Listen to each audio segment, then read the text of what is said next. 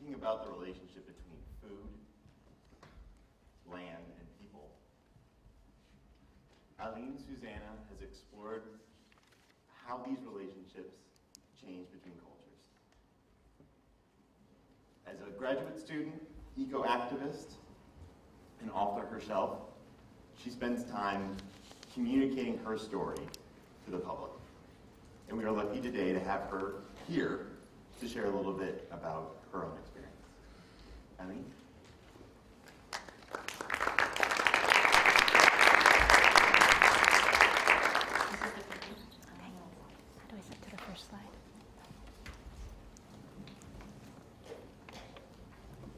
While we're getting our text sorted, how are you guys feeling? Is anyone's heart still fluttering a little bit from that Lifebuoy ad? Yeah, I'm going to be a little bit misty-eyed for like the next minute while we do that. Okay. All right. So good morning again. Good morning. Good morning. Yes, I'd like to hear a little feedback from the audience. So we live in a world of stories, and that's why we're here today. And what I want to share a little bit about today is about 4 years ago, I began to collect cuentos. That's a Spanish loan word that's used in the Philippines for short stories that I think just really permeate everyday existence.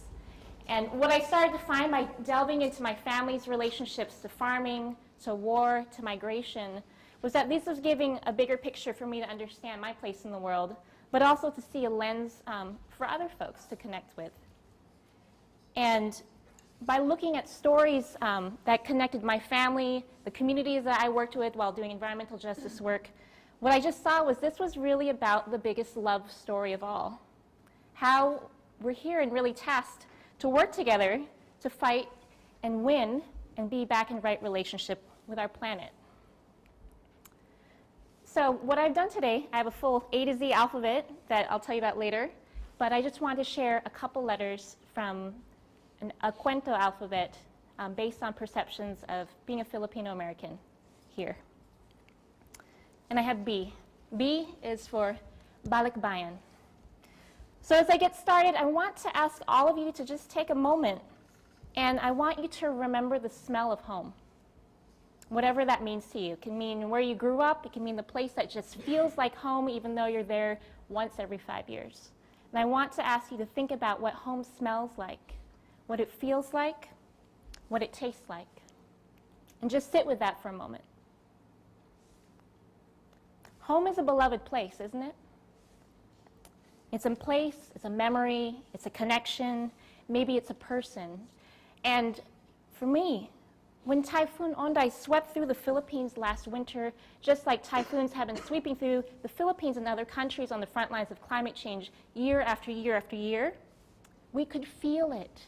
From thousands of miles away, we could feel it in a very visceral way, deep in our bones. And as much as we see reports, recently there was an IPCC climate change report that talks about destabilized food systems and global hunger and extreme weather. These things are real, and all of us in some capacity are going to have to address these in public health. But I think what is really the touchstone is, how does this touch home and what we treasure and the things that are unique and we cannot let them go? So I was asked last year, I did this retreat in Occidental, which is beautiful, and they asked us to write a letter to the future, imagining a utopian future where all these issues that we work on they're gone. We've succeeded, we've won. And people were asked to share their letters, and it's a beautiful place we envisioned. But for me, I realized I couldn't actually see that future. And I'm a positive person, but I couldn't see it yet. And so what I wrote was actually a letter to a future granddaughter, and I framed it here. So B is for balikbayan, a letter to the future. Dear granddaughter, I'm waiting for this pen to move and to be stirred by imagination, but I'm having a hard time. How can I imagine what the future is going to look like in 10 years, let alone the details of your face? Somehow, though, I believe I will meet you and learn from you as my teacher in the next world. Someone once told me of another way to understand DNA. Descendants, now ancestors. DNA. In some way, strands of me will live through you. And right now, my grandmothers are writing a letter to the future through your hands. Our people have this word, balik bayan. Balik is to return. Bayan is land. It's used to describe those times when we go back to visit our homeland. And it's also a brand name for those thick cardboard boxes we use to send gifts back to the Philippines. It really is. What it really means, though, is to return to the land, to homeland, because land is home. Land is home. If you were here already, I would fill your ears with stories for days. My generation will sound like a bad fairy tale to you. It took us so long, but we realized at last that we've been away from home for too long, caught in this illusion of progress. This distance from home came at a price. We became sick, homesick. It's an illness that spans hundreds of years. Our homesickness now touches everything: the air, water, plants, soil, and animals, our own bodies, and our people flooded in floods and storms. But instead of naming the disease, we were told that homesickness was not real. We were told there was a price that we had to pay, and this is what it looked like. We were told we had to create new diseases to cure the old ones, and that the problem was the cures would be expensive.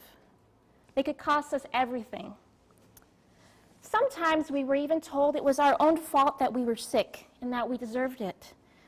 Worst of all was when we became used to this terrible disease.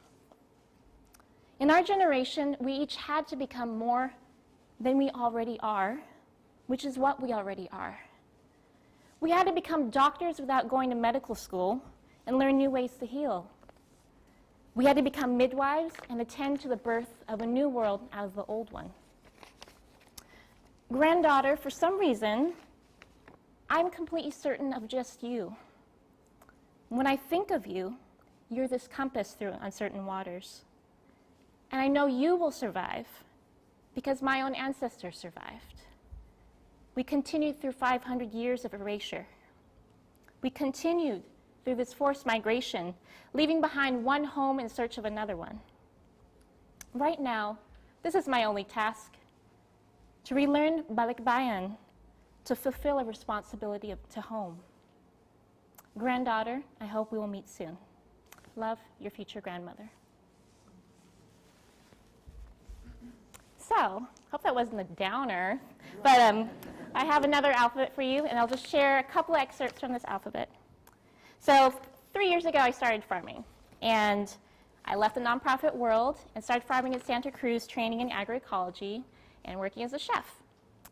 I felt I had no right to work with food unless I actually knew how to grow it, and so that started to change the flavor of these alphabet stories that came out.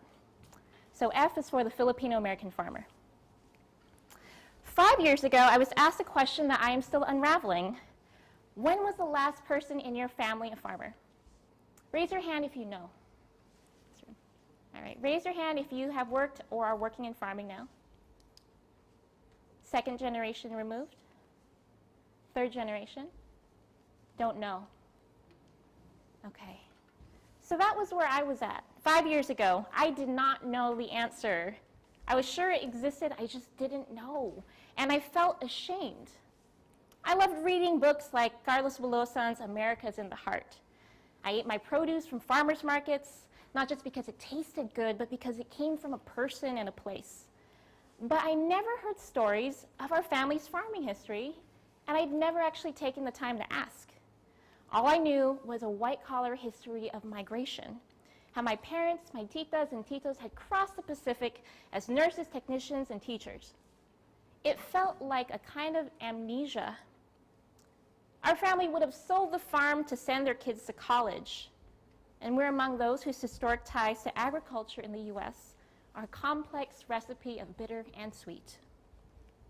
But the question stayed with me. Who are the family farmers? I know now that while I still seek the answers, Family is beyond blood, and there's stories of farming family and ancestors in the fields surrounding my home here in the Bay Area. There's a legacy of land-based work here. When I look at photos like these, documenting the early waves of Filipino farmers that came in the 20s and 30s, I see a reflection of my great-grandparents and grandparents in their faces, and my heart rises. From Seattle to Stockton, the San Joaquin Valley to Fruitvale, these farmers were among those who worked the earth, harvested apples, cut cane, built communities, survived the spiritual pains of loneliness and racism. They shaped this history of this country, together with hands from all around the globe. There are stories still to be heard from the Delano Manongs, unsung elders whose efforts united Filipino and Mexican workers to form the UFW. There are farmers today who are still struggling in the fields, and I need to honor those stories in my life. G is for gulay, not garlic. You're like, oh, I bet gulay is garlic, but no, G is for gulay. So there's the second to last alphabet story.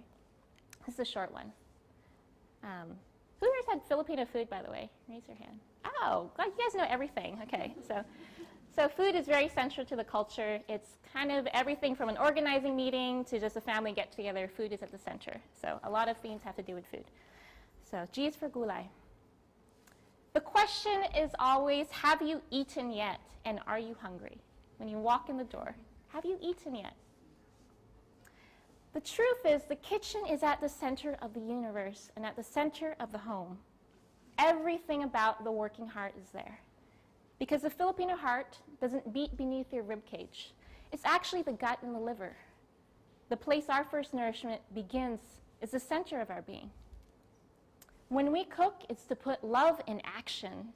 This is why a heart can be broken or won with a really good adobo. This is why we cannot cook with anger and flavor our food with bitterness. We cook as transaction, as translation, a relationship that binds or breaks. These are the lessons for the kitchen that I want you to walk out with. Don't be ruthless with your love. You can't force flavor before it's time. Marinate. Slow love can make you tender. Too hot leaves you charred. Now here's my last alphabet. H is for the hands that harvest.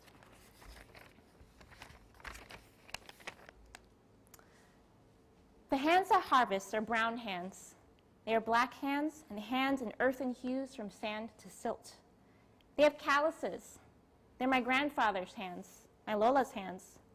Old hands that understand wet clay, young hands that grow rougher with each season. The hands that harvest are forgotten and remembered. They're Filipino and Pomo. They're Chinese and Mexican. They're Hawaiian, Afro-diasporic, Japanese and Sikh, Irish and Guatemalan. They cut asparagus, pull silver fish from the sea, and pray into seeds to have harvest. Hands that harvest.